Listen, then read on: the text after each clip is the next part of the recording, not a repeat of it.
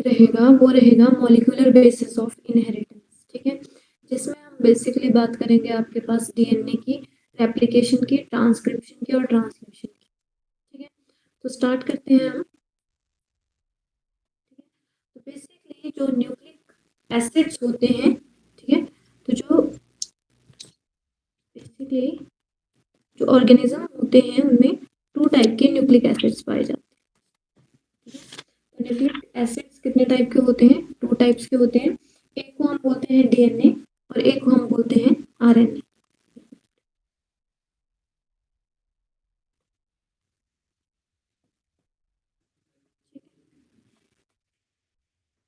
जो आपके पास nucleic acid है वो टू टाइप के होते हैं। एक है आपके पास डीएनए और एक है आरएनए, ठीक है। DNA stand for deoxy ribonucleic acid, deoxy ribonucleic acid, and RNA stand for ribonucleic acid, ribonucleic acid, ठीक है। अब आपको पता है न्यूक्लिक एसिड्स में दोनों में से जो आपके पास डीएनए है, ठीक है, DNA is the genetic material of most of the organism. तो आपके पास मेन जो जेनेटिक मटेरियल है, material of most of the organism,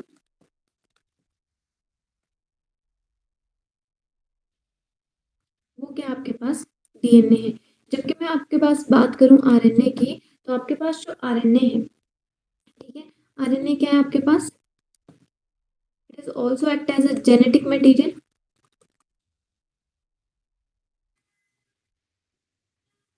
in some viruses. आपके पास जो कुछ वायरसेस हैं उनमें जो आरएनए है वो जेनेटिक मटेरियल की तरह काम करता है, जैसे टोबैको मोज़ेक वायरस हो गया, ठीक है, एचआईवी वायरस हो गया, ठीक है, बैक्टीरियोफाज हो गया। तो उनमें जो आपके पास जेनेटिक मटेरियल रहेगा वो कौन रहेगा? वो रहेगा आपके पास आरएनए, ठीक है। और मैक्सिमम जो आपके पास ऑर्गेनिज्म होंगे उनके पास जेनेटिक मटेरियल कौन रहेगा आपके पास? डीएनए रहेगा। दूसरा जो आरएनए है वो किसकी तरह एक्ट करता है? It also act as a adapter, ठीक है, एडेप्टर की तरह एक्ट करता है। It also act as a messenger, ठीक है। जो आरएनए है वो किसकी तरह एक्ट करता है? एडेप्टर की तरह एक्ट करता है, मैसेंजर की तरह एक्ट करता है, and it can also act as a catalyst, ठीक है। तो जो आपके पास आरएनए है वो जेनेटिक मटेरियल होने के साथ साथ बाकी उसके मेन फंक्शन उसके अलग अलग रहते हैं सभी ऑर्गेनिजम्स में, ठीक है। तो जिनमें वो जेनेटिक मटेरियल नहीं है उनमें वो किसकी तरह काम कर रहा है? एडेप्टर की तरह, मैसेंजर की तरह और कैटलिस्ट की तरह, ठीक है। और ये जेनेटिक मटेरियल किसमें रहेगा? कुछ वायरसेस में ही रहेगा। इतना क्लियर है? पहले हम बात करते हैं आपके पास डीएनए की।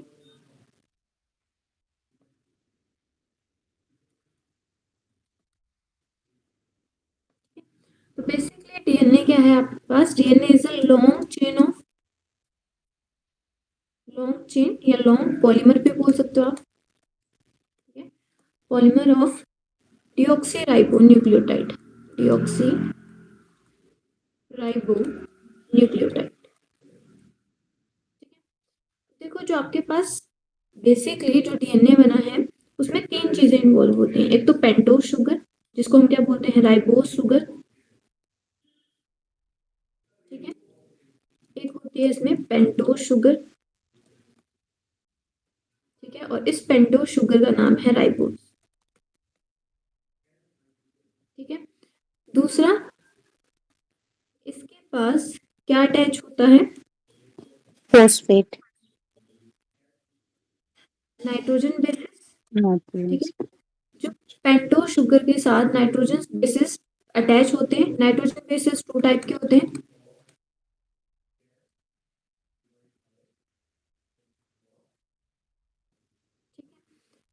Purine and पाइरिमिडिन,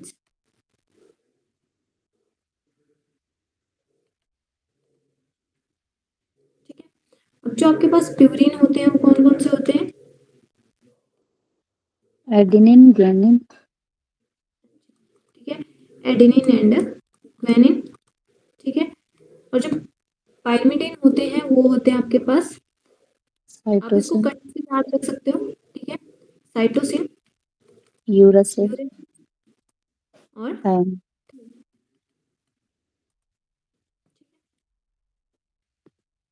thyme. ठीक है, और इनको याद रखने की ट्रिक क्या है, जो प्यूरिन होते हैं, ठीक है, उनको आप एजी से याद रख सकते हो। ठीक है, और इनको आप किससे याद रख सकते हो, कट से याद रख सकते हो। ठीक है, अगर आरएनए है, ठीक है, आरएनए के केस में, इन केस ऑफ आरएनए जो आपके पास थाइमिन है, thymine is replaced by the uracil. ठीक है, तो थाइमिन की जगह पे क्या होगा, यूरेसिल होगा। ठीक है, एंड जो आपके पास नाइट्रोजन बेसिस है उसमें जो एडेनिन है वो always pair with the thymine, और जो गुआनिन है वो always pair with the cytosine, and cytosine always pair with guanine, and thymine always pair with the adenine. ठीक है, अगर आरएनए होगा तो सिंपल आपको एक चीज समझ आ गई कि एडेनिन किसके साथ पेयर करेगा, यूरेसिल के साथ। ये डीएनए के केस में है और ये आरएनए के केस में है, और गुआनिन हमेशा किसके साथ पेयर करेगा, साइटोसिन के साथ। ठीक है, तो जब पेंटोज शुगर के साथ, ये मेरे पास पेंटोज शुगर है, नाइट्रोजन बेस अटैच होता है, तो ये जो बॉन्ड होता है इसको हम बोलते हैं, किस बॉन्ड के साथ होता है, ये ग्लाइकोसिडिक बॉन्ड के साथ, या ग्लाइकोसिडिक लिंकेज भी बोल सकते हैं इसको। ठीक है, लिंकेज या बॉन्ड। ठीक है, और ये 90 डिग्री प्रोजेक्टेड होता है इस साइड को, ठीक है, अंदर वाली साइड को। ठीक है, ये जो स्ट्रक्चर जिसमें कि आपके पास pentose sugar plus nitrogen bases है, इसको हम बोलते हैं न्यूक्लियोसाइड, न्यूक्लियोसाइड।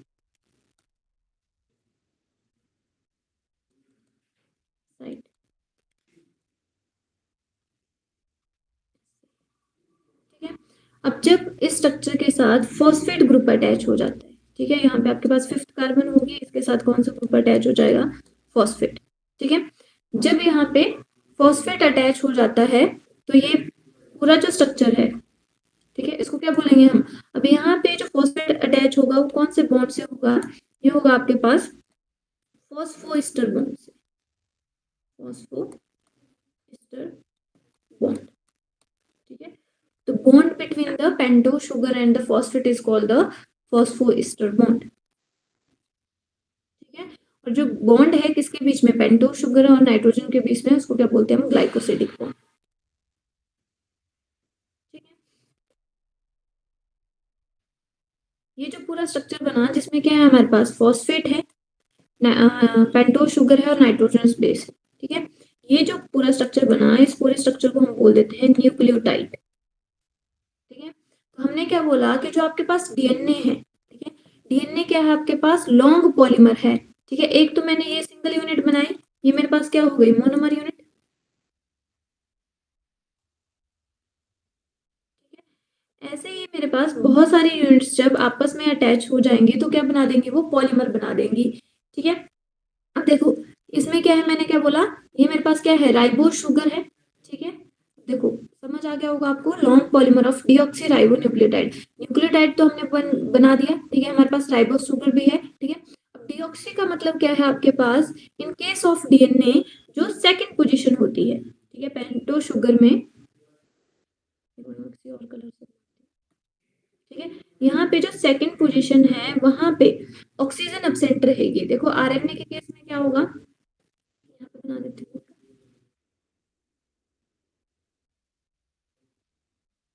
ये पेंटोज शुगर है। ठीक है, तो यहाँ पे सेकंड पोजीशन पे इन केस ऑफ डीएनए, ठीक है, यहाँ पे क्या होगा, एच एच, मतलब यहाँ पे ऑक्सीजन एब्सेंट रहेगी, और आरएनए के केस में क्या रहेगा, यहाँ पे ओ एच प्रेजेंट रहेगा।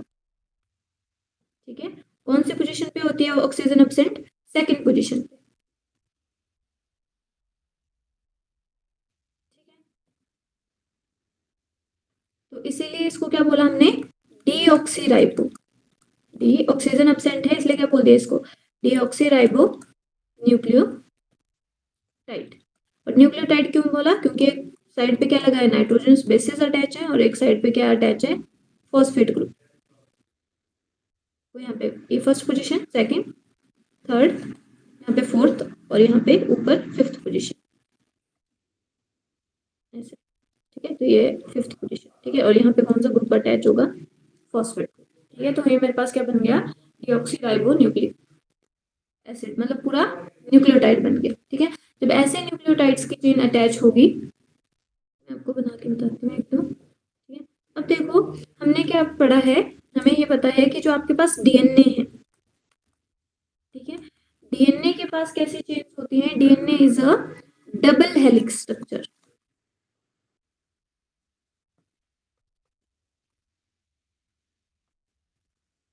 ठीक है, और डीएनए आपके पास डबल हेलिक्स स्ट्रक्चर है, ये किसने बताया था आपके पास, ये बताया था हक्सले नहीं, Watson and Crick. Watson and Crick. हाँ जी, फ्रांसिस वॉटसन एंड क्रिक ने ये बताया था। ठीक है, अब इन्होंने किसके बेसिस पे बताया था, इन्होंने basically James Watson and Francis Crick ने जो एक्सरे डिफ्रैक्शन डाटा था, ठीक है, डबल हेलिक्स स्ट्रक्चर किस के बारे में किसने बताया था, जेम्स वॉटसन ने, James Watson and Francis Crick. ठीक है, इन्होंने बताया था 1953 में। ठीक है, अब इन्होंने किसके बेसिस पे बताया था, जो एक्सरे डिफ्रैक्शन डाटा था। ठीक है, और एक्सरे डिफ्रैक्शन डाटा किसने दिया था, वो आपके पास अदर टू साइंटिस्ट थे, विल्किंस एंड फ्रैंकलिन। ठीक है, पूरा नाम इनका है मॉरिस विल्किंस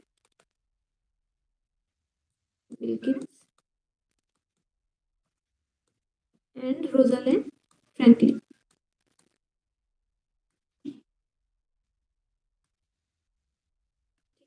तो इनके डाटा पे, इन्होंने जो एक्सरे डिफ्रैक्शन डाटा निकाला था, उसके बेसिस पे जो आपके पास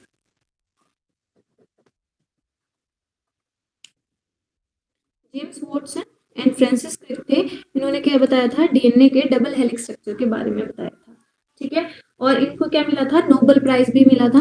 ठीक है, तो कई बार आपके पास क्वेश्चन आ जाता है कि नोबेल प्राइज किस किस को मिला था, तो इन चारों को नोबेल प्राइज मिला था, 1 2 3 4। ठीक है, चारों साइंटिस्ट को नोबेल प्राइज मिला था। ठीक है, तो कई बार आपके पास जो ऑप्शन होता है उसमें 3 ऑप्शन आती हैं, 1 ये और ये। ठीक है, तो इस केस में ये तीनों ऑप्शन ही सही होंगे, तब आप James Watson and Francis Crick को ही नहीं टिक करोगे। जो आपके पास 2 ऑप्शन है, इन दोनों को भी क्या मिला था, नोबेल प्राइज मिला था। ठीक है, तो यहाँ पे थोड़ा सा कंफ्यूजन होता है, इसलिए मैंने साथ में बता दिया आपको। ठीक है, अब देखो जो आपके पास स्ट्रक्चर होता है, उसको आपको पता है कि जो डीएनए का डबल हेलिक्स स्ट्रक्चर है, उसमें जो 2 स्ट्रैंड होते हैं, वो उनकी पोलैरिटी कैसी होती है, वो एंटी पैरेलल होते हैं एक दूसरे के। ठीक है, anti parallel to each other. ठीक है, और कैसी पोलैरिटी होती है, अपोजिट पोलैरिटी होती है। ठीक है, अपोजिट पोलैरिटी का मतलब क्या है, 3 to 5 एंड होता है एक। ठीक है, ये क्या होता है, 5 to 3 एंड। ठीक है, अब देखो ये एंड कैसे बनते हैं आपके पास, देखो ये मैं सिंपल सा स्ट्रक्चर बना रही हूँ आपके पास।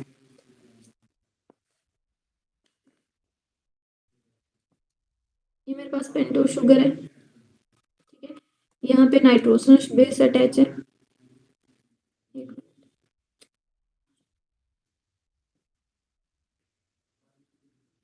एंड भी नाइट्रोजन बेस। ठीक है, ये सेकंड पोजीशन है, ये थर्ड पोजीशन है। ठीक है, ये फोर्थ और ये फिफ्थ पोजीशन है, फिफ्थ पोजीशन पे फॉस्फेट ग्रुप है। ठीक है, तो इसका जो फॉस्फेट ग्रुप है वो फ्री है। ठीक है, इस फॉस्फेट ग्रुप के वैसे मेरे पास क्या होगा, यहाँ पे भी एक और स्ट्रक्चर होगा सेम। ठीक है, तो ये इसकी फर्स्ट पोजीशन है, ये इसकी सेकंड पोजीशन है, ये इसकी थर्ड पोजीशन है, ये इसकी फोर्थ पोजीशन है, और ये इसकी फिफ्थ पोजीशन है। ठीक है, तो इसके जो फिफ्थ पोजीशन का जो फॉस्फेट होगा, ठीक है, यहाँ पे जो फॉस्फेट है वो क्या करेगा, वो इसके साथ अटैच हो जाएगा। इसकी जो थर्ड पोजीशन पे जो आपके पास हाइड्रोजन ग्रुप होगा, उसके साथ क्या कर लेगा, वो बॉन्डिंग कर लेगा। ठीक है, तो यहाँ पे आपके पास फिर से कौन सा बन जाएगा, फॉस्फोएस्टर बॉन्ड बन जाएगा। ठीक है, और यहाँ पे भी कौन सा बॉन्ड था, यहाँ पे भी बताया मैंने कौन सा बॉन्ड था, फॉस्फोएस्टर बॉन्ड। तो आपके पास क्या हो रहा है, यहाँ पे दो फॉस्फोएस्टर बॉन्ड बन रहे हैं, इसलिए हम क्या बोलते हैं कि जो आपके पास डीएनए की बैकबोन है उसमें कौन सा बॉन्ड होता है, उसमें होता है फॉस्फोडाइएस्टर बॉन्ड। मतलब दो बन रहे हैं तो क्या वर्ड यूज किया हमने, डाइएस्टर बॉन्ड। ठीक है, तो ये किस पोजीशन से वो अटैच हो रहा है, 3' और ये कहाँ से हो रहा है, 5 से। ठीक है, तो इसकी 5 पोजीशन से 5 पोजीशन पे जो फॉस्फेट है उससे अटैच हो रहा है और 3 पोजीशन पे हो रहा है। ठीक है, अब वैसे ही आपके पास सेम ऐसे स्ट्रक्चर होगा। ठीक है, तो फर्स्ट पोजीशन पे क्या आ गया, नाइट्रोजन स्पेस, सेकंड पोजीशन ऐसे ही है, थर्ड पोजीशन, फोर्थ, और फिर से इसके जो फिफ्थ पोजीशन पे जो फॉस्फेट ग्रुप होगा, ठीक है, वो यहाँ पे अटैच कर जाएगा। ठीक है, तभी हम क्या करते हैं, अब देखो यहाँ पे इसका जो 5' एंड है, ठीक है, यहाँ पे इसका first second carbon, third carbon, यहाँ पे ऊपर वाला ये फुल फोर्थ कार्बन, और फिफ्थ कार्बन पे क्या अटैच है, फॉस्फेट। और ये जो फॉस्फेट है वो कैसा है, फ्री है, इसलिए हम इस एंड को क्या बोलते हैं, 5' एंड। समझ आई बात। ठीक है, अब यहाँ पे जब ये चेन ऐसे ही लॉन्ग चेन चलती रहेगी, अब जब ये चेन खत्म हो गई, अब ये इसके पास क्या है, first carbon, second, third, fourth, और यहाँ पे फिफ्थ। अब फिफ्थ कार्बन ने तो क्या किया है, बॉन्ड बनाया, फॉस्फो एस्टर बॉन्ड बनाया, बट जो इसका थर्ड जो OH ग्रुप है, सॉरी जो H ग्रुप है, यहाँ पे क्या है वो, यहाँ पे इसके पास जो हाइड्रोजन है वो क्या है, फ्री है। ठीक है,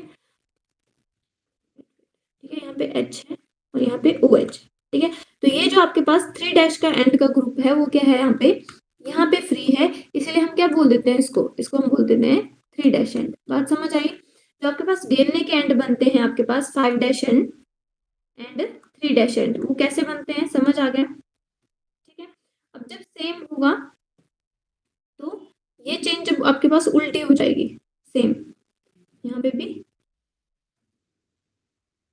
ऐसे। ठीक है, तो यहाँ पे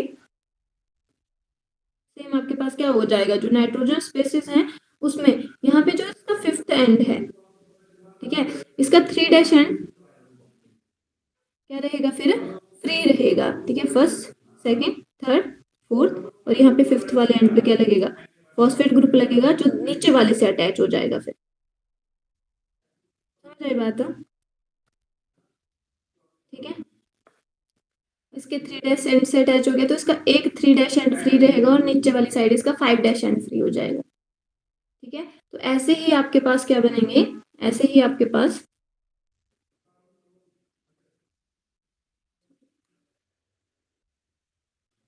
इसके फर्स्ट कार्बन है, ये सेकंड है, ये थर्ड है, ये फोर्थ है। आपको समझ आ रही है बात मैं क्या बोल रही हूँ, yes ma'am, Yes, clear ma'am. कि मैं बना के बताऊं, इसमें नहीं ज्यादा पता टाइम। चल रहा। ठीक है, तो यहाँ पे सिंपली क्या होगा, यहाँ पे नाइट्रोजन स्पेस अटैच हो जाएंगे फर्स्ट पोजीशन पे दोनों की साइड, सेकंड, और इसका 3' एंड क्या होगा, इसका फ्री रहेगा, इसलिए कौन सा एंड बन गया, ये एंटीपोलैरिटी बन गई, यहाँ पे 5' एंड फॉर्म हो गया, यहाँ पे 3' और 5 वाले के साथ क्या हो जाएगा, यहाँ पे जो फॉस्फेट ग्रुप है वो आपके पास फॉस्फोएस्टर बॉन्ड बना लेगा सेम। ठीक है, तो ऐसे ही जो स्ट्रक्चर बनेगा वो कैसा बन जाएगा, अब ऐसे डबल हेलिकल स्ट्रक्चर बन जाएगा। ठीक है, ठीक है, तो अंदर वाली साइड पे देखो, यहाँ पे हमेशा अंदर वाली साइड पे क्या रहेंगे, नाइट्रोजनस बेसेस रहेंगे, और नाइट्रोजनस बेसेस कौन से कार्बन पे अटैच रहेंगे, फर्स्ट कार्बन पे, और वो प्रोजेक्ट करेंगे 90 डिग्री अंदर के साइड को। ठीक है, और दोनों क्या कर लेंगे, बॉन्ड बना लेंगे, बॉन्ड फॉर्मेशन कर लेंगे। ठीक है, एडेनिन और जो आपके पास थाइमिन है इनके बीच में होता है डबल हाइड्रोजन बॉन्ड। ठीक है, तो नाइट्रोजन बेसिस के बीच में कौन सा बॉन्ड होता है, हाइड्रोजन बॉन्ड, जो इनको अटैच करने में, स्टेबलाइज करने में हेल्प कर रहा है। ठीक है, और कितने बॉन्ड होते हैं, एडेनिन और थाइमिन के बीच में होते हैं डबल बॉन्ड, और ग्वानिन एंड साइटोसिन के बीच में होते हैं ट्रिपल बॉन्ड। ठीक है, और दोनों कैसे बॉन्ड रहेंगे, ये हमेशा ये आपके पास हाइड्रोजन बॉन्ड। ठीक है, तो आपको समझ आ गया होगा जो आपके पास बैकबोन है। ठीक है, तो बैकबोन किसकी बनी होगी, वो बनी होगी शुगर फॉस्फेट की, क्योंकि क्या इसमें 0.2 शुगर है प्लस फॉस्फेट है, तो बैकबोन किसकी बनी है, शुगर फॉस्फेट की बनी है, और साथ में क्या अटैच है, नाइट्रोजन बेसिस अटैच है, प्यूरिन एंड पिरिमिडिन। इतना क्लियर है। Yes ma'am. ठीक है, और कैसे होंगे, एंटी पोलैरिटी होगी, एंटी पैरेलल होंगे, अपोजिट पोलैरिटी में रहेंगे 5 डैश एंड 3 डैश और 3 dash to 5 dash.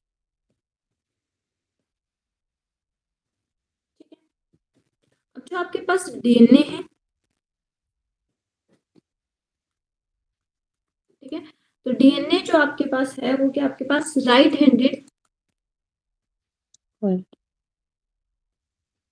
Handed fashion में वो हेलिकली कॉइल्ड, ठीक है, जिसका कॉइल है वो किस किस फॉर्मेट में है, राइट हैंड की फॉर्मेट में है, ठीक है, तो राइट हैंडेड हेलिकली कॉइल्ड होता है। और जो मोस्ट कॉमन डीएनए होता है वो कौन सा होता है आपके पास, बी डीएनए, ठीक है। डीएनए हमारे पास डिफरेंट टाइप्स के होते हैं, थोड़ा सा मैं आपको बता देती हूँ, ठीक है। तो जिसमें आपके पास जो मोस्ट कॉमन रहता है वो कौन सा रहता है आपके पास, बी डीएनए। पहले हम थोड़ा सा इसके बारे में देख लेते हैं। तो आपके पास क्या होगा, बेसिकली हमने इतना सा पढ़ा कि आपके पास जो डीएनए है उसमें क्या होता है आपके पास, मेन आपके पास शुगर और फॉस्फेट की बैकबोन होती है, ठीक है, नाइट्रोजन बेसिस प्रेजेंट होते हैं, प्यूरिन और pyrimidine प्रेजेंट होते हैं, ठीक है। और बेसिकली अब देखो ये जो एक टर्न है, ठीक है, यहाँ से लेके रिप्रेजेंट भी करा है, ठीक है, तो यहाँ से लेके यहाँ तक पूरा क्या बनेगा, एक टर्न बनेगा, ठीक है, जो पूरा ऐसे होता है, तो ये एक टर्न है, ठीक है, यहाँ से लेके पूरा एक, ठीक है, यहाँ तक एक टर्न है, ठीक है, ऐसे यहाँ पे रिप्रेजेंट किया हुआ है कि यहाँ से लेके यहाँ तक एक टर्न है, ठीक है। तो जो आपके पास एक जो टर्न होता है, ठीक है, इसमें कितने बेस पेयर होते हैं, इसमें होते हैं 10 बेस पेयर, ठीक है। और वहीं पे अगर आपसे नाइट्रोजन बेसिस की बात पूछी जाए तो कितने नाइट्रोजन बेसिस होंगे,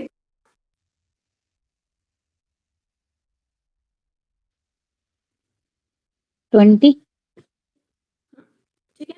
तो आपके पास देखो बेस पेयर में बोला है, अगर आपने नाइट्रोजन बेसिस, क्योंकि एडेनिन किसके साथ पेयर कर रहा है, यहाँ पे बेस पेयर, हाँ, तो बेसिकली वो क्या करेगा, नाइट्रोजन बेसिस अगर सिंपली पूछे जाए, ठीक है, अगर पेयर में पूछा है तो 10, अगर नाइट्रोजन बेसिस पूछा है तो कितने होंगे, 20 होंगे, ठीक है।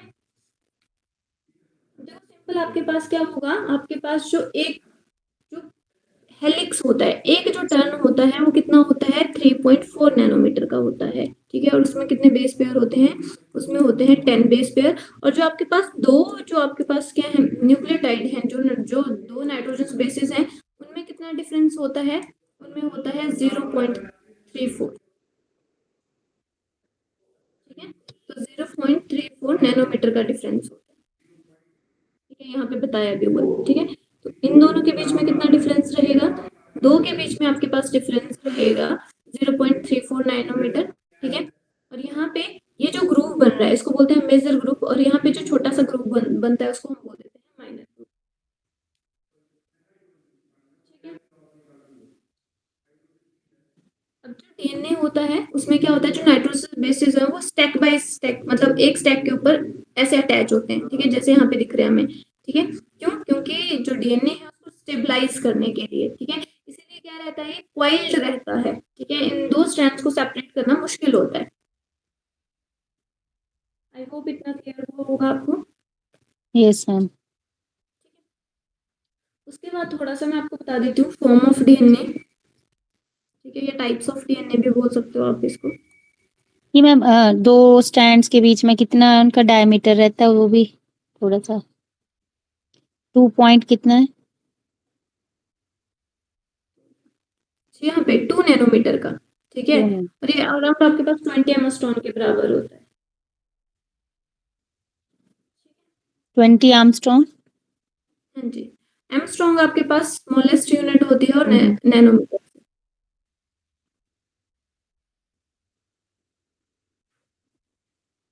ठीक है। नेक्स्ट है हमारे पास forms and types of DNA. तो डीएनए आपके पास डिफरेंट टाइप का होता है, A DNA, B DNA, C DNA,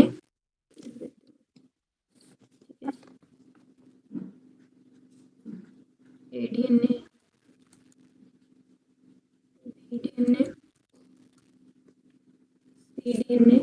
T DNA, E DNA,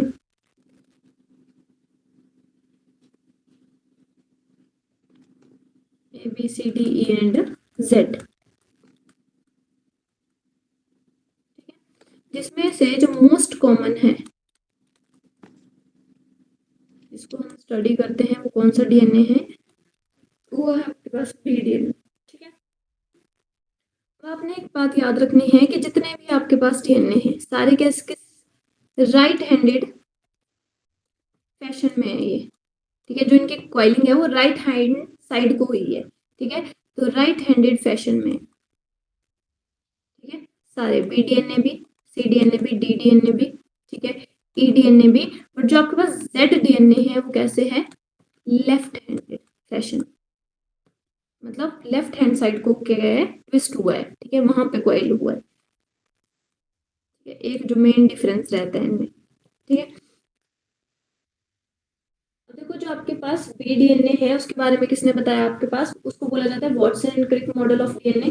ठीक है, और वो कॉमन डीएनए है। ठीक है, और उसका जो ईच टर्न होगा, ठीक है, ये पढ़ा हमने, जो हम बेसिकली हम ये जो स्टडी कर रहे हैं वो कौन सा डीएनए कर रहे हैं, ये जो हमने स्टडी करा ये कौन सा डीएनए है आपके पास, ये आपके पास बी डीएनए पढ़ते हैं। ठीक है, और ये जो टर्न होता है वो कितना होता है आपके पास, 360 डिग्री टर्न होता है। ठीक है, ये जो एक टर्न होता है, वन टर्न, उसमें बेस पेयर कितने होते हैं, उसमें होते हैं 10 बेस पेयर। ठीक है, और कितने डिग्री एंगल से टर्न होता है, वो पूरा जो पूरे टर्न की बात कर रही हूँ मैं। ठीक है, 360 डिग्री एंगल से, और जिसमें से आपके पास वन वन जो आपके पास नाइट्रोजन बेस है, उन दोनों नाइट्रोजन बेस में कितना डिग्री एंगल होता है, 36 डिग्री। ठीक है, मैंने ये बोला सिंपली आपके पास ये जो पूरा टर्न है, ठीक है, इसमें कितने बेस पेयर हैं, 10 बेस पेयर, ऐसे 1 2 3 4 5 6 7 8 9 और 10। ठीक है, अब दोनों के बीच में जो डिफरेंस है, ठीक है, इन दोनों के बीच में, दो नाइट्रोजन बेसिस के बीच में डिफरेंस है वो कितना है, 0.34 नैनोमीटर। ठीक है, और जो पूरा टर्न है, ठीक है, मतलब एक जो कॉइल है पूरा टर्न है वो कितना है आपके पास, 3.4 नैनोमीटर।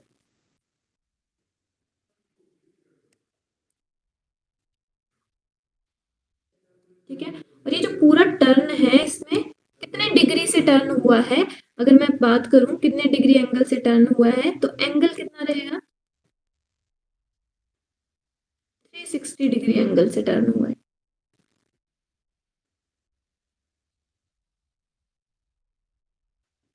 ठीक है, और यहाँ पे जो एक टर्न है, ठीक है, जिसमें जो दो नाइट्रोजन बेसिस हैं उनके बीच में, इन दोनों के बीच में कितने डिग्री का एंगल है, तो इनमें है 36 डिग्री एंगल से ये टर्न हुए हैं, ये दो आपस में। ठीक है, 36 डिग्री में है, और टोटल टर्न पूछा जाए तो कितना है, 360 डिग्री है, जिसमें ये जो बीच वाला ग्रुप दिख रहा है इसको हम बोलते हैं मेजर ग्रुप, और छोटे छोटे ग्रुप दिख रहे हैं इनको हम बोल देते हैं माइनर ग्रुप। अब देखो जो आपके पास बी डीएनए हो गया, अब बेसिकली जो डिफरेंस होता है मेन आपके पास डीएनए में, वो होता है जैसे आपके पास ए डीएनए है उसमें एक टर्न में कितने बेस पेयर है। ठीक है, तो जो आपके पास ए डीएनए होता है वो क्या आपके पास राइट हैंडेड हेलिक्स है, एक तो में हेलिक्स है ये। ठीक है, ये पता लग गया, दूसरा क्या होता है इसमें 11 बेस पेयर होते हैं पर टर्न। ठीक है, इसमें कितने होते हैं बी डीएनए में, 10 बेस पेयर पर टर्न, हर टर्न में कितने बेस पेयर होंगे, 10। ठीक है, और जो आपके पास सी डीएनए है, ठीक है, उसमें होते हैं 9 बेस पेयर। ठीक है, तो आप ऐसे भी याद कर सकते हो, पहले ज्यादा है फिर उससे कम फिर उससे कम। ठीक है, जो डी डीएनए उसमें 8 बेस पेयर, मतलब कम कम है पर टर्न। ठीक है, उसके बाद जो आपके पास ए डीएनए है, ठीक है, उसमें बेसिकली लैकिंग ग्वानिन। ठीक है, तो बी डीएनए में ग्वानिन नहीं होता। ठीक है, और इसमें कितने बेस पेयर होते हैं, बेसिकली 7.5। ठीक है, 7.5, सिंपल ऐसे भी लिख सकते हो आप। ठीक है, बेस पेयर होते हैं। ठीक है, और जो आपके पास जेड डीएनए है उसमें क्या है आपके पास लेफ्ट हैंडेड हेलिक्स है। ठीक है, और इसकी जो बैकबोन होती है वो कैसे होती है, आपके पास सिंपल क्वेश्चन आता है जिगजैग, जो आपके पास zigzag back of sugar phosphate, ठीक है, बैक ऑफ शुगर फॉस्फेट तो कौन से डीएनए में होती है, तो वो आपके पास होती है जेड डीएनए में। और ये क्या आपके पास अलग है, थोड़ा लेफ्ट हैंडेड हेलिक्स होता है इसके पास, जिगजैग बैकबोन होती है इसके पास, स्ट्रेट नहीं होती है, ठीक है। और इसके पास कितने बेस पेयर रहते हैं, ज्यादा रहते हैं इसके पास, ठीक है, इसके पास रहते हैं 12 बेस पेयर पर टर्न, ठीक है। तो आपको थोड़ा सा याद रखना है, इसमें कुछ भी नहीं है आपको, देखो ए बी सी डी ई, ठीक है, वहां तक तो क्वांटिटी में चल रहा है, आपके पास सबसे ज्यादा कितने थे ए में, ठीक है, तो आपने 11 10 9 8 7.5, ठीक है, और जेड में आपने कर देना है 12 बेस पे, याद हो जाएगा। सारे कैसे हैं, राइट हैंडेड है, जेड डीएनए को छोड़ के वो आपके पास लेफ्ट हैंडेड है, साथ में वो जिगजैग जो पैटर्न है उसको शो करता है, ठीक है। मोस्ट कॉमन स्टडीड कौन सा होता है, जो हमारा ह्यूमन डीएनए जो हम स्टडी करते हैं, वॉटसन एंड क्रिक ने कौन से मॉडल को स्टडी किया था, तो उन्होंने बी डीएनए को स्टडी करा था, ठीक है, यही आपके पास इसमें क्वेश्चन है, क्लियर है इतना, यस मैम। ठीक है। अब मैं थोड़ा सा आपके पास बात करती हूँ पैकेजिंग की, ठीक है। अब जो डीएनए है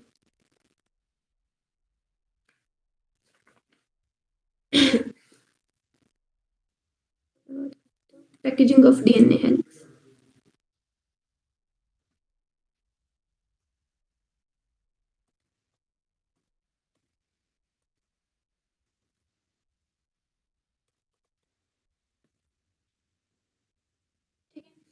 तो बेसिकली हमने क्या बोला, जो डिस्टेंस है between two consecutive base pair, to consecutive base pair क्या हो गया, ये हमारे पास मेरे पास टर्म था, ठीक है। अब ये एक मेरे पास बेस पेयर है, ये मेरे पास एक बेस पेयर है, इन दोनों के बीच में कितना डिस्टेंस है, इन दोनों के बीच 3.4 में नहीं 0.34, ठीक है, और पूरे टर्न में 3.4 है नैनोमीटर, ठीक है। अब मैंने इसको कन्वर्ट करना हो तो ये होगा हमारे पास अराउंड 0.34 इंटू 10⁻⁻⁹ मीटर, ठीक है, अगर इसको मीटर में, नैनोमीटर को अगर हम मीटर में कन्वर्ट करेंगे, ठीक है। तो अगर इसकी लेंथ को कैलकुलेट किया जाए बेस पेयर के साथ, ठीक है, तो आपके पास जो बेस पेयर होते हैं उसमें उसकी जो लेंथ होती है, उसका जो डिस्टेंस होता है वो कितना होता है 6.6 इंटू 10⁻⁹ बेस पेयर, ठीक है। तो अब हम इनको क्या करेंगे, मल्टीप्लाई कर देंगे, ठीक है, इंटू 0.34 इंटू 10⁻⁻⁹ मीटर, अब यहाँ पे क्या है पर बेस पेयर, ठीक है। तो आपके पास क्या आ जाएगा, जो अप्रोक्सीमेटली लेंथ आ जाएगी मीटर्स में डीएनए की, ठीक है। तो सिंपल आपने क्या याद रखना है, ये आपको ज्यादा याद रखने की जरूरत नहीं, अब बस आपको ये पता होना चाहिए कि आपके पास जो हेप्लॉइड कंटेंट होता है वो कितना होता है। अब देखो इसमें आपके पास अगर मैं बेस पेयर का हेप्लॉइड कंटेंट पूछूं, डीएनए डीएनए का हेप्लॉइड कंटेंट पूछूं, तो इसका आधा हो जाएगा, कितना हो जाएगा 3.3 इंटू 10⁻⁹ बेस पेयर, समझ आई बात, ठीक है। अगर मैंने हेप्लॉइड कंटेंट पूछा तो मैं क्या पूछ रही हूँ, एन पूछ रही हूँ, ठीक है। अगर मैं डिप्लॉयड कंटेंट पूछ रही हूँ तो मैं 2n पूछ रही हूँ, तो मैंने 3.3 था उसका डबल कितना हो जाएगा 6.6 हो जाएगा इंटू 10⁻⁹ ये 6.6 कहाँ से आया मैम, क्या बताया ये वाला आपने? देखो जो आपके पास डीएनए है, हम्म, ठीक है, हमारे पास हेप्लॉइड डीएनए होता है, ठीक है, उसमें जो आपके पास haploid content of human DNA, ये बोल रही हूँ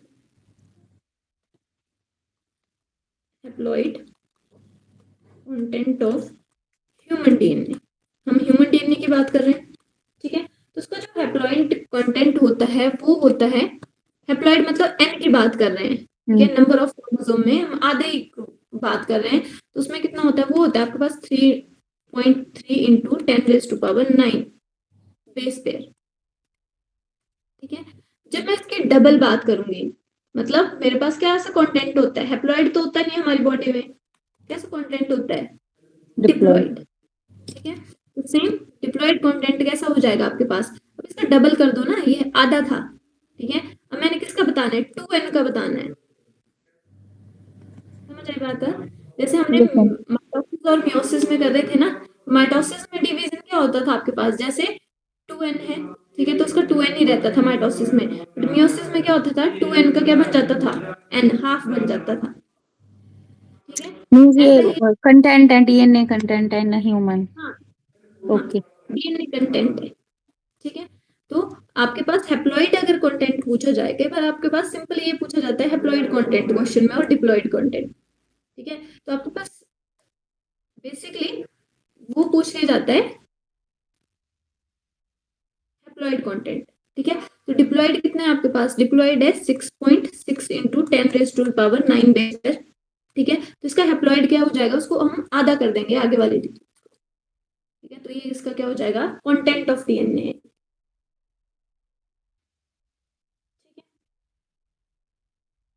जैसे एस्चीरिया कोलाई है, उसमें कितना होता है आपके पास 4.6 इंटू 10⁻⁶ बेस पेयर, ठीक है। तो क्या है, एस्चीरिया कोलाई का कंटेंट है डीएनए कंटेंट, तो यहाँ पे हम लिख देती हूँ मैं चाहे, ठीक है। तो अगर आप सिर्फ ई कोलाई का डीएनए कंटेंट पूछा जा रहा है, ठीक है, तो उसका कितना होता है आपके पास, उसका होता है 4.6 इंटू 10⁻⁶ बेस पेयर, ठीक है।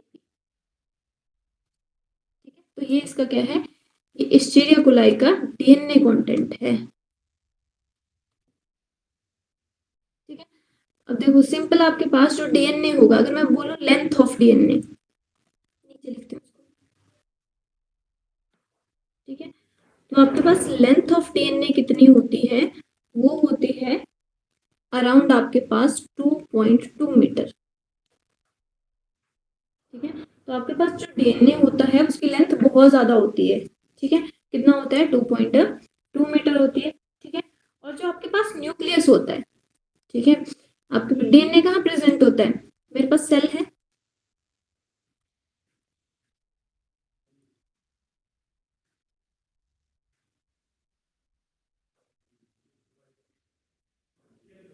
ठीक है, ये मेरे पास सेल है, ठीक है। और सेल के अंदर क्या होता है, न्यूक्लियस होता है, ठीक है। और न्यूक्लियस के अंदर क्या होगा, क्रोमोसोम होंगे, क्रोमोसोम के अंदर डीएनए होगा, ठीक है। तो बेसिकली आपके पास जो न्यूक्लियस होता है, अगर मैं बात करूं साइज ऑफ न्यूक्लियस की, ठीक है, तो न्यूक्लियस होता है हमारे पास अराउंड 10⁻⁶ मीटर, ठीक है। तो अप्रोक्सीमेटली कितना होता है आपके पास, 10⁻⁶ मीटर होता है डायमेंशंस में, तो मतलब क्या है आपके पास 2.2 मीटर, मीटर ज्यादा होना, इतने बड़े डीएनए को हमने इस न्यूक्लियस में एडजस्ट करना है, तो हमें क्या करना पड़ेगा, इसको रैप करना पड़ेगा, ठीक है। तो हम क्या करेंगे, पैकेजिंग ऑफ डीएनए करेंगे, इतनी बात समझ आई, क्यों किया इसको पैक, ठीक है। अब देखो वहीं पे मैं बात करूं आपके पास प्रोकैरियोट्स की, यूकैरियोट्स में तो क्या है, न्यूक्लियस है, बट प्रोकैरियोट्स में क्या न्यूक्लियस है, ये बताओ, प्रोकैरियोट्स में न्यूक्लियस प्रेजेंट होता है या नहीं होता है, नो मैम, मैम न्यूक्लियोइड होता है। हाँ, तो प्रोकैरियोट्स में क्या होगा, जो आपके पास मान लो मेरे पास बैक्टीरियल सेल है, कोई भी प्रोकैरियोटिक सेल है, तो उसका जो कंटेंट होगा वो आपके पास एक ही रीजन में ऐसे एडजस्ट हो जाएगा, उस रीजन को हम क्या बोल देंगे, न्यूक्लियोइड बोल देंगे, ठीक है। क्यों, क्योंकि इसके पास क्या है, कोई भी डीएनए नहीं है, तो इसमें कोई भी ज्यादा, यहाँ पे क्या होता है, जो इसका साइटोप्लाज्म है उसमें क्या होगा, यहाँ पे कुछ आपके पास नॉन स्टोन प्रोटीन्स होंगे, ऐसे प्रोटीन्स होंगी जो क्या करेंगे, इस मटेरियल को कंडेंस करने में, एक जगह पे इकट्ठा करने में हेल्प करेंगी, और उस स्पेसिफिक रीजन को हम क्या बोल देंगे, प्रोकैरियोट्स में न्यूक्लियोइड बोल देंगे, ठीक है। बट हमारे केस में क्या होता है, यूकैरियोट के केस में, प्रोकैरियोट्स में तो नहीं था, तो उसके पास न्यूक्लियोइड था, तो हमारे पास न्यूक्लियस है, ठीक है। अब न्यूक्लियस में बेसिकली क्या होता है, क्रोमोसोम, ठीक है। और हमने क्या पढ़ा, जो आपके पास डीएनए है, मान लो तो यहाँ पे बना रही हूँ मैं, डीएनए के आपके पास ऐसे लॉन्ग थ्रेड है, ठीक है, जो डबल हेलिकली कॉइल्ड है, ठीक है, कितनी लेंथ है, 2.2 मीटर है, ठीक है। और डीएनए क्या होता है आपके पास, एसिडिक इन नेचर, ठीक है। Yes ma'am. और दूसरा आपने याद रखना है, डीएनए क्या होता है, नेगेटिवली चार्ज, नेगेटिवली चार्ज, ठीक है। तो आपके पास ये पॉइंट याद रखना है आपने, डीएनए नेगेटिवली चार्ज होता है, एसिडिक इन नेचर होता है, ठीक है। तो जो आपके पास ये एसिडिक इन नेचर और नेगेटिवली चार्ज जो डीएनए होगा वो किसके ऊपर कॉइल हो जाएगा, यहाँ पे देखो पॉजिटिव नेगेटिव अट्रैक्ट करते हैं, तो यहाँ पे प्रेजेंट होगी प्रोटीन, जिसको हम क्या बोल देते हैं, हिस्टोन। प्रोटीन, ठीक है।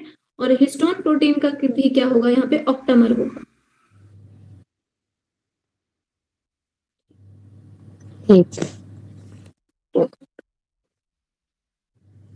8 हो गए, ठीक है। तो मैंने सिंपली बनाया है, ठीक है। तो आपके पास ये क्या है, हिस्टोन ऑक्टामर है, ठीक है। अब ये जो हिस्टोन ऑक्टामर है इसके ऊपर, अब ये जो प्रोटीन होगी हिस्टोन प्रोटीन, वो कैसे होगी, पॉजिटिवली चार्ज, इसीलिए इसके ऊपर ये क्या करेगा, रैप करेगा, ठीक है। और ये क्या हो जाएगा, ऐसे यहाँ पे ऐसे रैप कर लेगा, ठीक है। फिर ऐसे, फिर से हिस्टोन प्रोटीन और ऐसे स्ट्रक्चर बन जाएगा, ठीक है। और इनके बीच में क्या प्रेजेंट होगा, इनके बीच में ऐसे एक स्ट्रक्चर प्रेजेंट होता है जिसको बोलते हैं H1 या फिर लिंकर डीएनए, ठीक है। और ये जो स्ट्रक्चर हमें हमारे पास बना, क्या बना हमारे पास, हिस्टोन ऑक्टामर। ऑक्टामेर क्यों बोला, क्योंकि 8 यूनिट से बना है, ठीक है। क्यों बोला, क्योंकि हैविंग 8 यूनिट्स, ठीक है। जिसमें आपके पास कौन कौन सी यूनिट्स रहेंगी, इसमें आपके पास हिस्टोन की यूनिट्स रहेंगी डिफरेंट, ठीक है। तो इसमें बेसिकली मेरे पास ये है, ऑक्टामर है, ठीक है। मैंने ऐसे रिप्रेजेंट कर दिया, ठीक है। तो दो इसमें क्या रहेंगे आपके पास, H2A, मतलब ये दो क्या है मेरे पास, H2A, ठीक है। ये मेरे पास है H2B, ठीक है। ये मेरे पास H3 और दो मेरे पास रहेंगी H4, ठीक है। ये दोनों कैसे हैं मेरे पास H4 और ये दोनों कैसे हैं H3, ठीक है। मतलब ये जो आपके पास H2A है, इसमें आपके पास नेमिंग क्या रहेगी स्टोन की, आपके पास चार रहते हैं basically, H2A, H2B, H3 and H4, ठीक है। और ये चारों कैसे रहते हैं, पेयर में, ठीक है, पेयर्ड होते हैं सारे। जबकि आपके पास H1 जो होता है, जो लिंकर होता है, वो कैसा होता है, अनपेयर्ड होता है।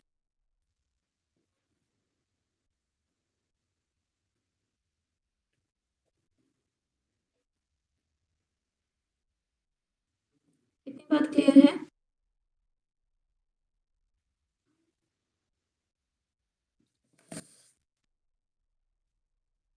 यार मेरी क्लास ही कट हो गई, मेरी क्लास लगी थी ऑनलाइन, ठीक है।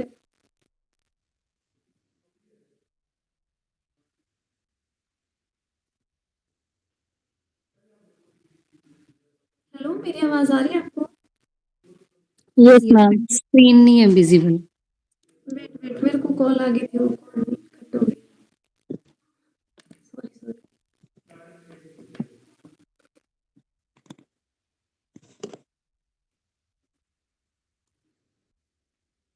पूरा रिवर्स हो गया, अभी विजिबल है अभी, हाँ अब विजिबल है मैम। Ma'am sorry. अब इसमें बेसिकली क्या है आपके पास, यहाँ पे ये आपके पास H1 लिंकर डीएनए है, ठीक है। अब इस, और जो आपके पास ये जो स्ट्रक्चर बना जिसमें क्या आपके पास हिस्टोन ऑक्टामर है, प्लस कौन सा है, आपके पास डीएनए अटैच है, इस स्ट्रक्चर को हम बोलते हैं न्यूक्लियोसोम,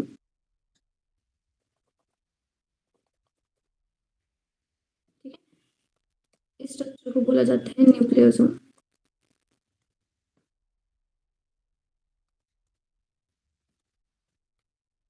ठीक है। और जो आपके पास न्यूक्लियोसोम होता है उसमें बेसिकली आपके पास 2000 बेस पेयर प्रेजेंट होते हैं, ठीक है। तो एक न्यूक्लियोसोम में कितने बेस पेयर होते हैं, 2000 बेस पेयर, ये भी आपके पास क्वेश्चन है, ठीक है। तो आपके पास हिस्टोन प्लस डीएनए क्या बनाएगा, न्यूक्लियोसोम बनाएगा। न्यूक्लियोसोम में कितने बेस पेयर होते हैं आपके पास, अराउंड 2000 बेस पेयर होते हैं, ठीक है। और दो न्यूक्लियोसोम, ठीक है, आपस में किसके साथ अटैच होते हैं, लिंकर डीएनए के साथ अटैच होते हैं, दो न्यूक्लियोसोम, ओके। हाँ, ये और ये, ठीक है, मतलब न्यूक्लियोसोम आपके पास क्या बन गया, देखो जिसमें क्या है डीएनए भी और हिस्टोन प्रोटीन भी है, तो उसको क्या बोल दिया मैंने, उसको बोल दिया मैंने न्यूक्लियोसोम। ओके ठीक है, ये भी एक न्यूक्लियोसोम है और ये भी एक न्यूक्लियोसोम बनेगा, मतलब इसको मैंने आधा ही बनाया है। ठीक है, इसमें भी सेम ऐसे होगा, डीएनए अटैच होगा तो डीएनए प्लस हिस्टोन प्रोटीन क्या बन गया, न्यूक्लियोसोम। ठीक है, तो एक न्यूक्लियोसोम और दूसरा न्यूक्लियोसोम दोनों किसके साथ अटैच है, लिंकर डीएनए के साथ। ठीक है, यहाँ पे जो डीएनए है, ठीक है, ये बात क्लियर है। HI लिंकर DNA HI नहीं है, H1 है ये। H1 हाँ जी, ये H1 है, 1। linker DNA. And what is this linker DNA, ma'am? It is a part of DNA. हाँ, it's just joining the two adjacent nucleosomes, Okay. इसीलिए इसको बोल दिया हमने लिंकर डीएनए, क्योंकि इसमें बेसिकली क्या है आपके पास डीएनए ही है। ठीक है, और इसमें अटैच है हिस्टोन। ठीक है, तो बेसिकली जो आपके पास जो हिस्टोन इसको क्या कर रही है, न्यूक्लियोसोम को अटैच कर रही है, मतलब डीएनए को कॉन्टिन्यूटी में एक दूसरे से अटैच कर रही है, उसको बोल दिया हमने H1 या लिंकर डीएनए। हिस्टोन प्रोटीन्स जो है वो बीडेड उसमें फॉर्म में लगी होती है ना इसके ऊपर, डीएनए के ऊपर। हाँ हाँ, ठीक है। ठीक है, तो आपको ऐसे स्ट्रक्चर दिखेगा, ये बीड्स ऑन स्ट्रिंग। ठीक है, तो ओके ये आपको ये जो थ्रेड दिख रहा है ना छोटा सा, ये डीएनए वाला, ये सिंगल थ्रेड, ये आपके पास स्ट्रिंग की तरह दिखेगा, और ऐसे पूरा स्ट्रक्चर है, ये जो न्यूक्लियोसोम होगा ऐसे बीड्स की तरह आपको दिखेगा ऐसे पूरा। ठीक है, इसी स्ट्रक्चर को क्या बोल देते हैं हम, बीड्स ऑन स्ट्रिंग और स्ट्रिंग। ठीक है, और इसी को हम बोल देते हैं क्रोमेटिन। ठीक है, अब ये जो हमारे पास क्रोमेटिन है, मैं यहाँ पे बनाती हूँ।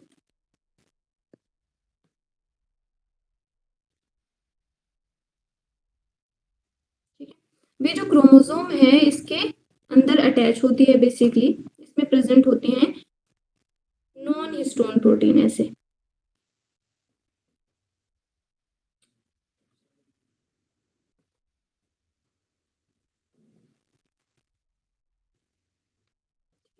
तो यहाँ पे प्रेजेंट है ऐसे नॉन हिस्टोन प्रोटीन,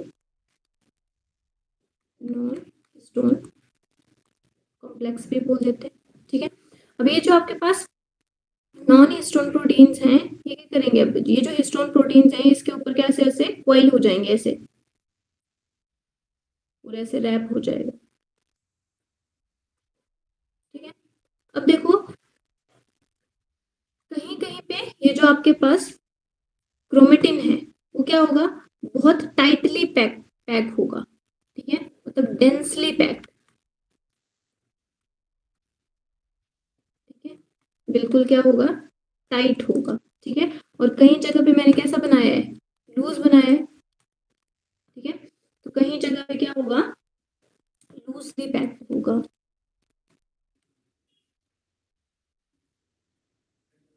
ठीक है, इतनी बात क्लियर है। ठीक है, जो आपके पास जो लूजली पैक्ड है, ठीक है, इसको हम बोलते हैं euchromatin.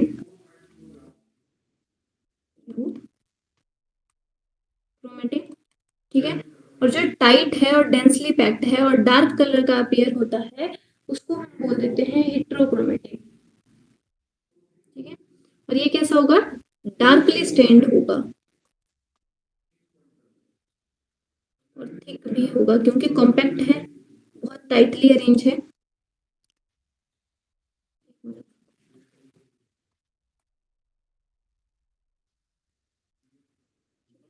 Darkly stained, thicker, densely packed. ठीक है, तो इस वजह से इसको हम क्या बोल देते हैं, इसको हम बोलते हैं हेट्रोक्रोमेटिन। ठीक है, जो आपके पास हेट्रोक्रोमेटिन होता है, अब ये इतना टाइटली पैक है कि ये ट्रांसक्रिप्शन नहीं कर सकता, तो ये कैसा रहता है, ट्रांसक्रिप्शनली इनएक्टिव। ये होता है आपके पास ट्रांसक्रिप्शनली इनएक्टिव। ठीक है, और जो यूक्रोमेटिन है वो क्या है, लूजली पैक्ड है। ठीक है। तो आपके पास कैसा होगा, लाइट स्टेन्ड होगा, ठीक है। तो ये क्या होता है आपके पास, अगर मैं प्रॉपर्टीज लिखूं तो कैसा है, लूजली पैक्ड है। स्टेन भी कैसा होगा, अगर स्टेन आप इसको डाई करोगे, ठीक है, इसमें पिगमेंटेशन करोगे तो बेसिकली लाइटली स्टेन होगा, ठीक है। और क्या है, लेस डेंस्ड है कंपेयर टू हेट्रोक्रोमेटिन, ठीक है। इसीलिए ये क्या होता है आपके पास, ट्रांसक्रिप्शनली एक्टिव, ठीक है। ट्रांसक्रिप्शनली एक्टिव का मतलब क्या है कि मेन फंक्शनल है ये, ठीक है। ये आपके पास क्या बनाएगा, ट्रांसक्रिप्शन कर सकता है, आरएनए मिलेगा। हाँ, ठीक है। तो क्या बनाएगा, डीएनए से आरएनए बना देगा, ठीक है। ट्रांसक्रिप्शन कर सकता है तो मतलब क्या करेगा, कर सकता है ये ट्रांसलेशन भी करेगा, ठीक है। मतलब एक्टिव है तो ये ट्रांसलेशन करेगा, प्रोटीन बनाएगा तो फिजियोलॉजिकल रिस्पॉन्स भी करेगा, और फिजियोलॉजिकल रिस्पॉन्स करेगा तो चेंज भी लेके आएगा, ठीक है। जबकि हमारे पास क्या होगा, ये कोई फंक्शन नहीं करता है तो ये ट्रांसक्रिप्शनली इनएक्टिव है, ठीक है। और एक और चीज, जो आपके पास क्रोमोसोम होते हैं, ठीक है। तो यहाँ पे बेसिकली इनके ऊपर, ठीक है, यहाँ पे थोड़ा सा, यहाँ पे एक एक्टिविटी, यहाँ पे एक एंजाइम होता है जिसको हम बोलते हैं टीलोमरेज, ठीक है। तो टीलोमरेज एंजाइम की जो एक्टिविटी है वो बेसिकली बताती है कि कौन सा सेल आपके पास, ठीक है, कितना डिवीजन करेगा, ठीक है। तो सेल सेनेसेंस को ये डिटरमाइन करता है, कौन सी एक्टिविटी, टीलोमरेज एक्टिविटी, ठीक है। समझ आई मेरी बात, ठीक है। ये क्या मेंटेन कर रही है, ये मेंटेन कर रही है सेल सेनेसेंस, ठीक है। सेनेसेंस होता है लाइफ स्पैन, कितना टाइम कोई सेल क्या कर सकती है, number of time a cell divide, cell divide, ठीक है। मतलब बेसिकली ये बता रही है कितना लाइफ स्पैन है किसी भी सेल का, कितने टाइम वो डिवाइड कर सकते हैं, उसके बाद क्या हो जाएगी, सेल की डेथ हो जाएगी। जैसे हम हैं तो हमारा एक लाइफ स्पैन है, ठीक है, बर्थ होगा, फिर हमारी एक स्पेसिफिक एज है, उसके बाद हम क्या हो जाएगी, हमारी डेथ हो जाएगी, ठीक है। सेम वे में हमारे पास हमारी बॉडी में क्या होता है, जो सेल होती है उसकी भी क्या होती है, एक डेफिनेट एज होती है। अब इन केस ऑफ, आपने सुना होगा कैंसर, ठीक है। तो कैंसर के केस में क्या होता है आपके पास, uncontrolled division of cell, yes ma'am. उस केस में जो टेलोमेरेज एंजाइम है उसकी एक्टिविटी क्या हो जाती है, रिड्यूस हो जाती है, ठीक है। उसकी एक्टिविटी अगर रिड्यूस हो जाएगी तो वो क्या करेगा, ऐसे ही बिना मतलब से ही क्या कर रहा है, डिवीजन कर रहा है अनकंट्रोल्ड, ठीक है। उसकी इतनी कैपेसिटी भी नहीं, फिर भी डिवाइड करे जा रहा है, करे जा रहा है, करे जा रहा है। मतलब ये जो एक्टिविटी है ये बेसिकली क्या बता रही है हमारे पास, कि हमारे सेल को कब डिवाइड करना है, कब नहीं करना है, कितना डिवाइड करना है, कितने टाइम बाद सेल की डेथ हो जाएगी, ठीक है। उसकी लाइफ को डिफाइन कर रहा है ये, ठीक है। पर जब जैसे ही आपके पास किसी पर्सन को कैंसर हो जाता है तो उस केस में जो ये जो एक्टिविटी है वो क्या हो जाती है, रिड्यूस हो जाती है। तो जो सेल होगी वो ऐसे ही आपके पास अनकंट्रोल्ड डिवीजन करने लग जाएगी। इतनी बात clear है? Yes ma'am. उसके बाद है हमारे पास एक, आपने एक टर्म सुनी होगी, हॉटस्पॉट्स ऑफ डीएनए, ठीक है। मैं आपको थोड़ा सा बता देती हूँ उसके बारे में। तो हॉटस्पॉट ऑफ डीएनए क्या होता है आपके पास,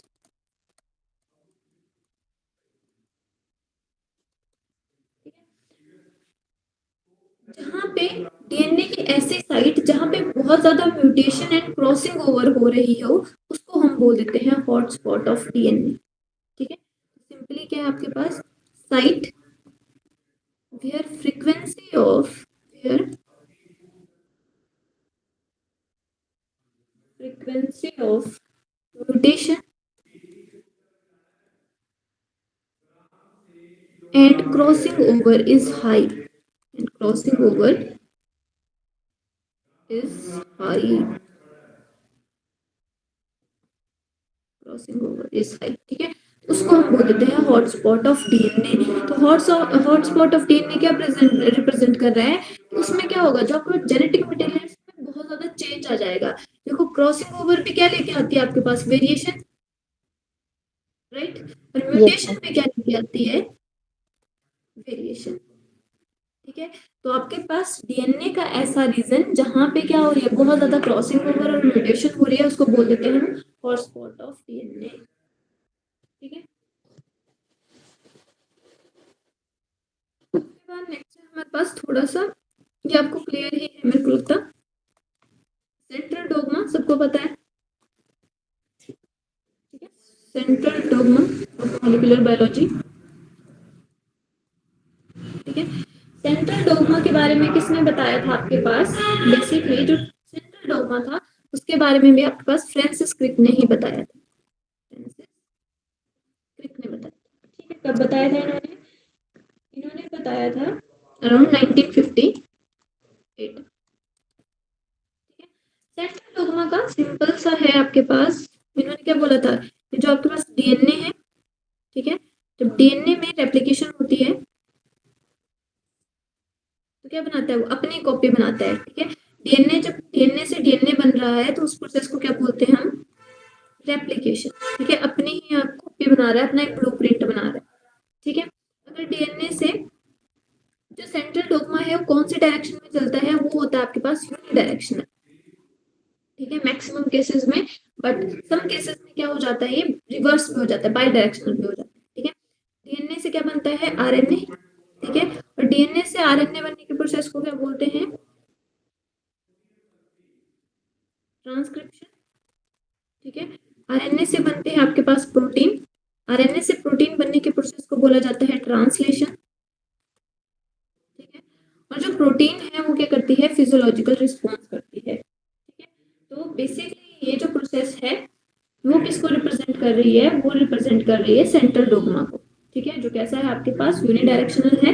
बेसिकली क्या बता रहा है आपके पास, जो डीएनए है वहां से आरएनए बनेगा, आरएनए से क्या बनेगी, प्रोटीन बनेगी। ठीक है, अब जो आपके पास, अब जो कुछ वायरसेस होते हैं, ठीक है, in case of some viruses, ठीक है, जिन वायरसेस में क्या होता है, आरएनए जेनेटिक मटेरियल है, आरएनए किसकी तरह एक्ट कर रहा है, जेनेटिक मटेरियल की तरह। ठीक है, तो जब वो कहाँ पे आते हैं, जैसे फॉर एग्जांपल क्या हमारे पास एचआईवी वायरस है। ठीक है, तो उस केस में, या फिर टोबैको मोज़ेक वायरस है, तो जो जब वो ये इन्होंने क्या करना होता है, होस्ट पे अटैक करना होता है, तो होस्ट का जो जेनेटिक मटेरियल है वो तो क्या है, डीएनए है। तो ये क्या करते हैं आपके पास, ये जो डीएनए है, सॉरी ये जो आरएनए है, ठीक है, वो पहले किस में चेंज होते हैं। ठीक है, तो इनका जेनेटिक मटेरियल अगर आरएनए है तो प्रोसेस को रिवर्स करेंगे। ठीक है, तो आरएनए किस में चेंज होगा, आरएनए पहले चेंज होगा डीएनए में। ठीक है, और ये किसकी हेल्प से होगा, with the help of enzyme reverse transcriptase. Reverse transcriptase. ठीक है, मतलब ट्रांसक्रिप्शन की प्रोसेस है उसको क्या कर दिया, रिवर्स कर दिया। ठीक है, किस एंजाइम की हेल्प से, with the help of enzyme reverse transcriptase. ठीक है, फिर क्या बनेगा, आरएनए से डीएनए, फिर डीएनए से आरएनए बनेगा, फिर प्रोटीन बनेगी। ठीक है, तो रिवर्स ट्रांसक्रिप्शन के बारे में, मतलब ये जो प्रोसेस है वो पहले इधर को चली जाएगी। ठीक है, इसको हम बोल देते हैं, आरएनए से क्या बन रहा है, डीएनए बन रहा है, इसको हम बोल देंगे रिवर्स ट्रांसक्रिप्टेज या रिवर्स ट्रांसक्रिप्शन। ठीक है, किसके एंजाइम से हो रही है, रिवर्स ट्रांसक्रिप्टेज एंजाइम की वजह से क्या हो रही है, रिवर्स ट्रांसक्रिप्शन हो रही है। और जो आपके पास रिवर्स ट्रांसक्रिप्शन है, रिवर्स ट्रांसक्रिप्शन, ठीक है, इसके बारे में आपके पास बेसिकली जो रेट्रोवायरसेस होते हैं उनमें होती है ये। ठीक है, तो इसके बारे में बताया था अराउंड 1970 में। ठीक है, और किसने बताया था, टैमिन ने। ठीक है, पूरा नाम है इनका एचएम टैमिन। ठीक है, एंड डी बाल्टीमोर।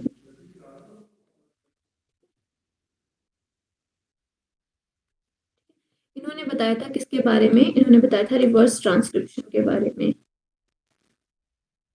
ठीक है, और रिवर्स ट्रांसक्रिप्शन किसमें होती है, रेट्रोवायरसेस में। ठीक है, तो रेट्रोवायरसेस में जैसे आपके पास कौन सा वायरस होता है, एचआईवी वायरस, वो आपके पास एक रेट्रोवायरस है।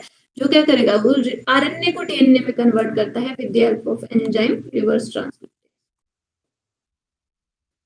ठीक है, इतना क्लियर है? ठीक है, नेक्स्ट है हमारे पास चारगाफ्स। ठीक है, चारगाफ्स रूल क्या बोलता है आपके पास, बेसिकली चारगाफ्स रूल हमारे पास सिंपल ही है, और जो आपके पास रिवर्स ट्रांसक्रिप्शन है ना, उसको टेमिनिज्म भी बोल देते हैं। ठीक है, इनके नाम से। ठीक है, टेमिन के नाम के इसको तो अगर आपके पास कई बार आपको टर्म आ जाती है, ठीक है, टेमिनिज्म। ठीक है, टेमिनिज्म और रिवर्स ट्रांसक्रिप्शन एक ही बात है। उसके बाद है हमारे पास चारगाफ्स रूल की बात कर लेते हैं। ठीक है, अब जो चारगाफ्स रूल है वो क्या बोलता है बेसिकली,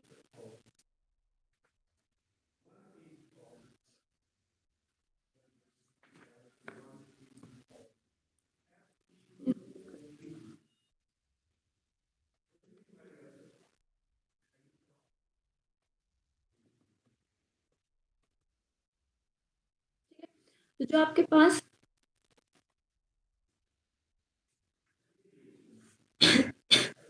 चारगाफ्स रूल है वो क्या बोलता है आपके पास, वो बताता है आपके पास जो केमिकल कंपोनेंट्स हैं डीएनए के, ठीक है, जिसमें क्या आता है आपके पास प्यूरिन एंड पिरिमिडीन। ठीक है, वो बोलता है कि आपके पास जो प्यूरिन एंड पिरिमिडीन होंगे वो आपके पास इक्वल अमाउंट में होंगे।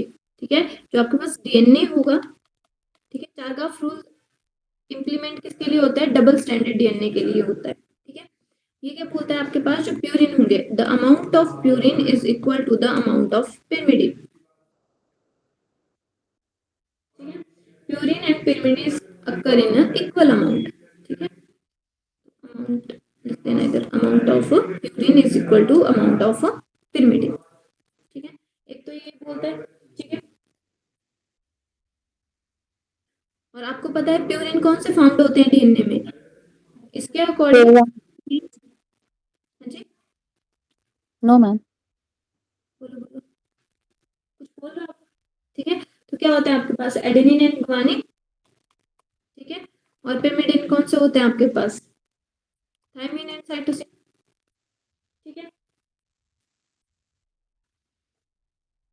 बेसिकली उसके बाद क्या है, purine and guanine is equimolar with pyrimidine and cytosine. अब ये क्या है आपके पास, सिंपली ये क्या बोल रहा है कि आपके पास अगर आपके पास 50% प्यूरिन है तो 50% ही क्या होगा, पायरिमिडीन। पायरिमिडीन प्रेजेंट होगा। बट ठीक है, और जो आपके पास एडेनिन प्लस थायमिन है और ग्वानिन प्लस साइटोसिन है, ठीक है, वो एक स्पेसिफिक स्पीसीज के लिए कांस्टेंट होंगे, कांस्टेंट फॉर अ स्पीसीज। ठीक है, कांस्टेंट फॉर अ स्पीसीज। ठीक है, तो एक स्पीसीज के लिए वो कांस्टेंट होगा। ठीक है, दूसरा क्या है आपके पास, ये बेसिकली क्या बोल रहा है, अगर मैं बात करूं रेशियो की, ठीक है, तो यहाँ पे देखो, अगर मैं सिंपली आपके पास, अगर आपके पास फॉर एग्जांपल मेरे पास जो प्यूरिन है, हमारे पास एक टर्न में, वन टर्न में कितने बेस पेयर होते हैं, 10 बेस पेयर। ठीक है, उसमें मेरे पास अगर मान लो एडेनिन मेरे पास कितना है, एडेनिन मेरे पास है 3। ठीक है, तो मेरे पास बाकी के बेस पेयर कितने होंगे, ठीक है, तो मेरे पास थायमिन कितना होगा, ग्वानिन कितना होगा और साइटोसिन कितना होगा।